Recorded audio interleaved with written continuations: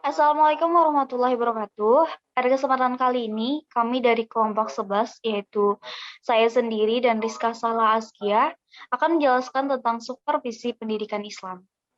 Yang pertama, supervisi adalah manajemen yang mahir dalam bidang keilmuan yang diterapkan oleh standar logika di bidang pekerjaan.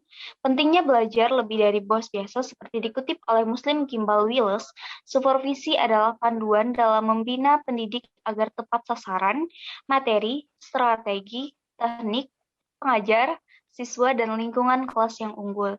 Definisi ini menunjukkan bahwa bantuan mencakup semua keadaan mendidik dan belajar, kondisi pengajaran dan pembelajaran uh, akan ditingkatkan melalui latihan pengawasan. Dengan demikian, manajemen administrasi mencakup semua bagian pelatihan dan pengajaran di sekolah. Manajemen adalah pengawasan yang mahir dalam bidang skolastik yang diterapkan oleh prinsip-prinsip logis di bidang pekerjaan, pentingnya belajar lebih dari direkrut adat. Pemimpin yang mahir membutuhkan informasi dari atas ke bawah dan kemampuan untuk melihat kesempatan belajar yang intens. Memahami pembelajaran bergantung pada keajaiban skolastik yang relevan. Kapasitas mendasar dari pengawasan instruktif adalah untuk memberikan administrasi pembelajaran yang berkualitas kepada para pendidik dan mendukung instruktur untuk mengajar dengan sukses. Selanjutnya, supervisi secara etimologis berasal dari kata super dan visi, yang berarti melihat dan mengamati dari tempat yang lebih tinggi, atau memperhatikan dan menilai dari atas apa yang dilakukan oleh yang tak tertandingi atas latihan, inovasi, dan pelaksanaan bawahan. Ada beberapa istilah yang secara praktis setara dengan pengawasan, bahkan istilah tersebut sering digunakan. Istilah-istilah tersebut antara lain meliputi pengawasan, peninjauan, dan penilaian. Selanjutnya ada definisi analisis, kebijakan, beban regulasi, dan tanggung jawab regulasi utama. Analisis memiliki beberapa konsekuensi. Untuk lebih spesifiknya, analisis dibagi menjadi dua, yaitu menyelidiki peristiwa, menjelaskan bagian-bagian yang berbeda dari suatu objek. Selanjutnya ada kebijakan memiliki dua implikasi. Yang pertama, mengandung makna wawasan, kemampuan, dan kelihayan.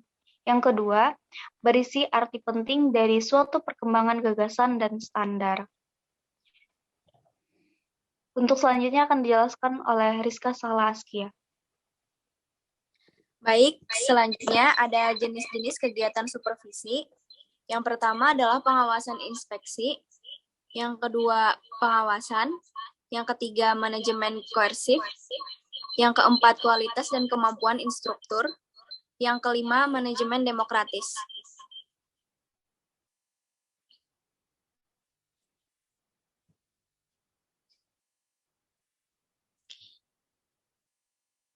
Teknik-teknik supervisi.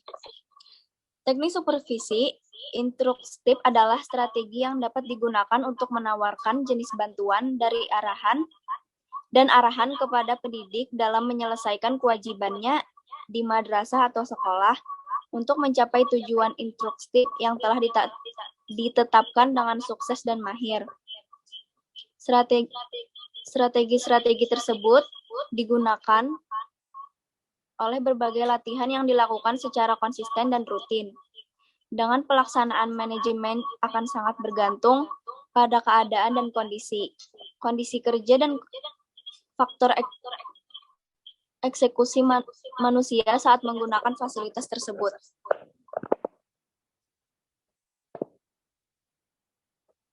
Tips dan trik pengawasan untuk lembaga pendidikan Islam. Yang pertama adalah merakit kesadaran, yang kedua kepedulian, yang ketiga bekerja pada pemahaman, dan yang keempat tanggung jawab. Pengawas pendidik agama Islam sebagai supervisor pendidikan agama Islam. Yang pertama, kunjungi ruang belajar atau wali kelas. Yang kedua, melakukan pertemuan dekat dan pribadi dengan instruktur untuk mempelajari mata pelajaran.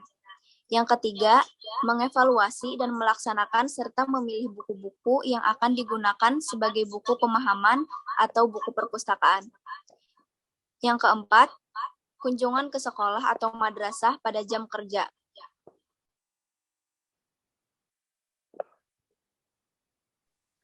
Sekian yang dapat kami sampaikan. Wassalamualaikum warahmatullahi wabarakatuh.